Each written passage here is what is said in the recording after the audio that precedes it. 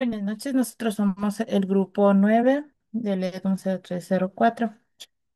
Nosotros les vamos a hablar sobre la lectura Ayoras Falsas y la cultura de miedos. Ayoras Falsas, por José de la Cuadra, es un cuento que destaca a miembros del grupo de Guayaquil y figura la clave literaria realista ecuatoriana. La narración sigue a un hombre indígena llamado Balbuca, mientras es sometido a una serie de explotaciones por parte de figuras de autoridades en su comunidad.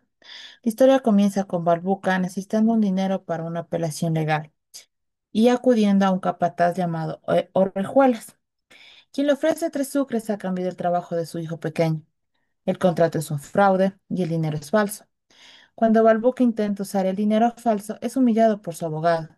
Al enfrentarse a Orejuela, es arrestado por el tendiente político y encarcelado hasta que su hijo Pachito sea traído para cumplir el convenio laboral amañado. La historia termina con la liberación de Balbuca y un pequeño acto simbólico de desafío. Lanza una piedra contra el muro de la hacienda. El comentario evolutivo de la lectura es que Hay horas falsas es una poderosa crítica de la injusticia social prevaleciente en el Ecuador rural al principio del siglo XX. Utiliza el realismo para exponer la explotación sistemática de los pueblos indígenas por parte de la estructura del poder dominante.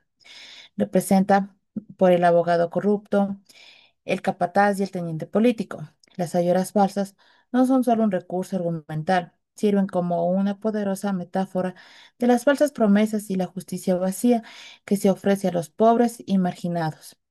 El personaje de Balbuca es una conmovedora representación de la silenciosa resiliencia ante la opresión abrumadora.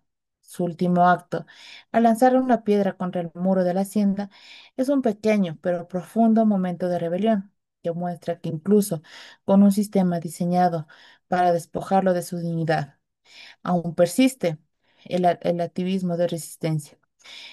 La historia destaca eficazmente cómo el alfabetismo y el abuso de la autoridad legal se utiliza para perpetuar la desigualdad. Gracias.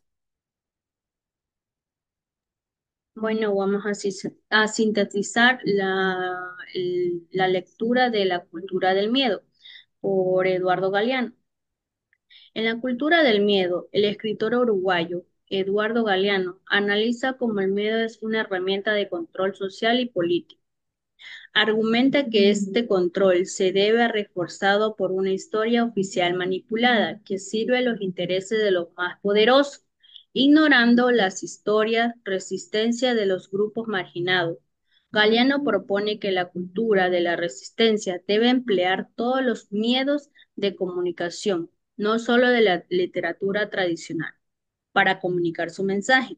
Reflexiona sobre el poder de la palabra, señalando cómo ha sido corrompida por el comunismo y los regímenes políticos. Galeano aboga por una forma de la literatura latinoamericana que desafíe el estatus y que mantenga viva la memoria de los muertos e infunda esperanza en un futuro mejor. Comentario evaluativo de la lectura.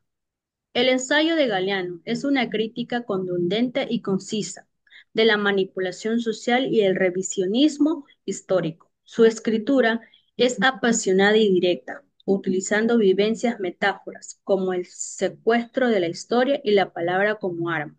Su argumento es convincente y relevante y destaca cómo el lenguaje y la historia se utiliza como instrumentos de poder para mantener una cultura del miedo. Bueno, esto ha sido todo por el grupo número 9. Hemos analizado la lectura de Ayoras Falsa de José de Cuadro y La cultura del miedo de Eduardo Galeano. Muchas gracias.